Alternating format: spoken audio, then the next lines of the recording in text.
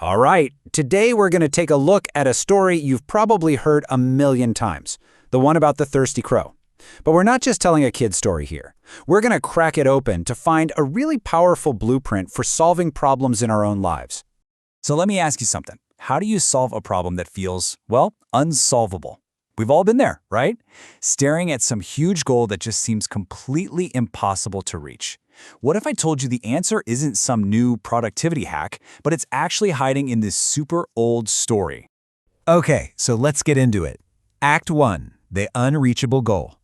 Picture this, our main character is a crow, and she is flying over these sun-baked fields. And she's not just a little thirsty. I mean, she is exhausted. She's weak, and she's just about ready to give up. The stakes couldn't be higher. This is literally a life-or-death situation for her. And right at that moment, when all hope is almost lost, she spots it. A jug. She flies down, looks inside, and yes, there's water in it. Can you just imagine that wave of relief? The solution is right there, so close. But then comes the reality check. And this is where the real problem starts. You've got the goal on one side, that life-saving water. And on the other side, a whole list of obstacles. Her beak's too short to reach, the neck of the jug is way too narrow, and the jug itself, it's way too heavy to just knock over. Any direct approach is a total non-starter. So, Act 2, when brute force fails, what's her first move? Well, exactly what most of us would do, right? She just tries to power through it. She throws all her energy at the most obvious direct solutions. But as we're about to find out, sometimes just trying harder isn't the answer. So she tries jamming her beak into that narrow opening, over and over again. Nothing. Then she gathers up all her strength and tries to push the whole jug over. It doesn't even budge. All the usual methods have totally failed. She's hit a brick wall. Brute force just isn't going to cut it. Okay, so this next part, Act 3, is where the whole story pivots. This is the moment of genius. Instead of just trying harder at what was clearly not working, she does something completely different. She just stops. She takes a breath, she thinks, and she actually looks at her surroundings. This is that crucial shift from just raw effort to actual strategy. So let's really break down what just happened here, this creative process. Step 1, she stops the frantic effort. Super important. Step 2, she observes her surroundings. She takes an inventory of what's actually around her. And then step 3, she connects the dots and comes up with a totally new, indirect plan.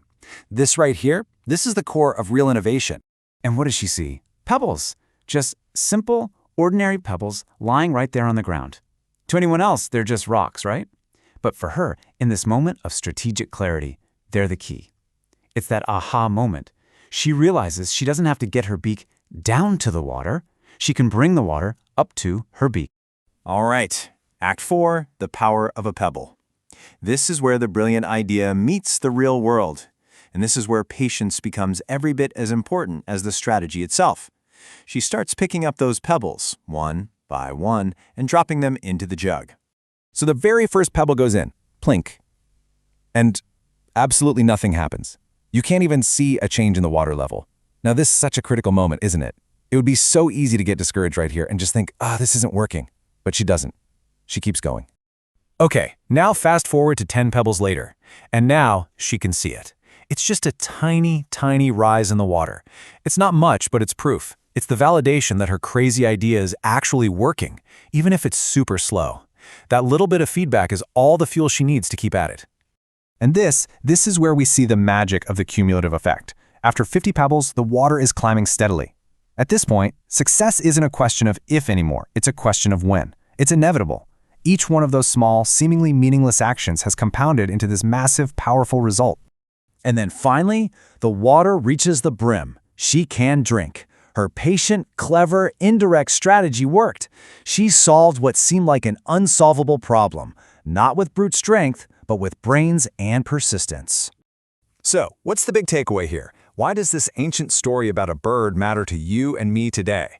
Well, because the crow's process is basically a timeless guide for tackling any huge challenge you might be facing. Think about it, a career goal, a big project, a personal ambition. It works for all of them. The official moral of this story is usually something like, where there is effort and patience, a solution can always be found. And yeah, that's totally true. But the real genius is in the strategy underneath all that. So let's break down the actual framework the crow used, the part we can really apply.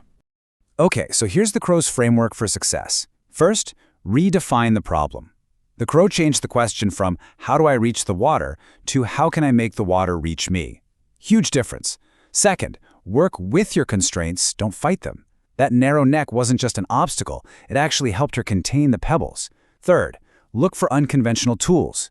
Your pebbles could be a skill you've forgotten about or a resource you've been ignoring. Fourth, apply small, consistent effort. And finally, and this is maybe the most important part, trust the process. Trust that every single one of those pebbles is adding up, even when you can't see it yet. So, I'm going to leave you with this question to think about.